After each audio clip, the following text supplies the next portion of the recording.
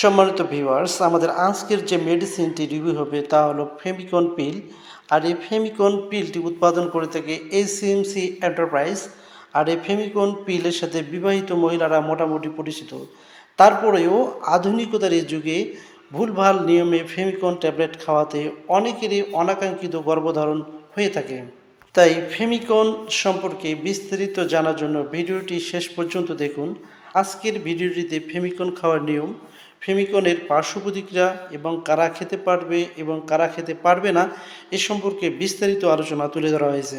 তো আপনাদের কাছে অনুরোধ, ঔষধের কার্যকারিতা ও বিস্তারিত জানার জন্য আমার মেডিসিন চ্যানেল সার্ভিসটি এখনও যারা সাবস্ক্রাইব করেনি তারা চ্যানেলটিকে সাবস্ক্রাইব করে দিবেন। ফেমিকনের প্রতিটা পাতার দাম হচ্ছে ৪৫ টাকা করে। আর ফেমিকন পিল একটি সুসহনীয় ও কার্যকরী একটি জন্মবিরতিকরণ পিল এবং ফেমিকনের কার্যকারিতার রেট 97 থেকে 99% পর্যন্ত। আর এই ফেমিকন পিল একটি অস্থায়ী ও পরিবর্তনশীল পদ্ধতি, অর্থাৎ আপনি যতদিন চান এই পিল খেয়ে গর্ভ রোধ করতে পারবেন। আর যদি আপনি আপনার মনকে পরিবর্তন করতে চান, পিল খাওয়া বাদ দিলে আবার গর্ভধারণ করতে পারবেন। আর এই ফেমিকন খেলে আপনার মাসিক নিয়মিত হবে এবং আপনার মাসিকের কোনো সমস্যা থাকলেও এই পিলটি আপনাকে সে সমস্যাগুলি থেকে মুক্তি দেবে। ফেমিকন পিলের সেবনবিধি। ফেমিকন পিল খাওয়ার জন্য আপনাকে মাসিকের জন্য অপেক্ষা করতে হবে। আপনার যখন মাসিক শুরু হবে সেদিন থেকে ফেমিকন পিল এর পাতায় দেখুন মোটা তীর চিহ্ন রয়েছে, অর্থাৎ সাদা ট্যাবলেট থেকে শুরু করুন। এভাবে তীর চিহ্ন ফলো করে নির্দিষ্ট একটা সময়ে পিলটি খাওয়া শুরু করুন। বিশেষ করে রাতে শোয়ার আগে নির্দিষ্ট একটা সময় নির্ধারণ করে খাওয়া শুরু করুন। এভাবে 21 দিনে 21টা সাদা পিল খেয়ে ফেলুন। এভাবে 21 দিন সাদা পিল শেষ হলে আপনাকে বাদামি রঙের যে 60টি পিল রয়েছে সে 60টি বাদামি পিল খাওয়া শুরু করতে হবে। আর এই বাদামি পিল খাওয়ার সময় আপনার মাসিক শুরু হতে পারে। বাদামি পিল খাওয়ার সময় মাসিক শুরু হলেও আপনাকে পিল খাওয়া চালিয়ে যেতে হবে। আর এই বাদামি পিল শেষ হবার পর পুনরায় আপনাকে আবার পূর্বে ন্যায় সাদা পিল খাওয়া শুরু করতে হবে। আপনি যতদিন বাচ্চা নিতে না চান ততদিন আপনাকে এভাবে পিল খাওয়া চালিয়ে যেতে হবে। সম্মানিত ভিউয়ার্স, আশা করছি আপনারা বুঝতে পেরেছেন পিলটি কিভাবে খেতে হবে। এবারে আলোচনা করব ফেমিকন পিল খাওয়া ভুলে গেলে করণীয়, অর্থাৎ আপনি যদি পিলটি খাওয়া ভুলে যান, পিলটি খেতে ভুলে যান, তাহলে আপনি কিভাবে এটি খাবেন। পিল খাওয়া ভুলে গেলে পরের দিন আপনার যখনই মনে পড়বে তখনই আপনাকে ভুলে যাওয়া পিলটি খেয়ে ফেলতে হবে। অর্থাৎ ওই দিন আপনাকে 2টি পিল খাওয়া লাগবে।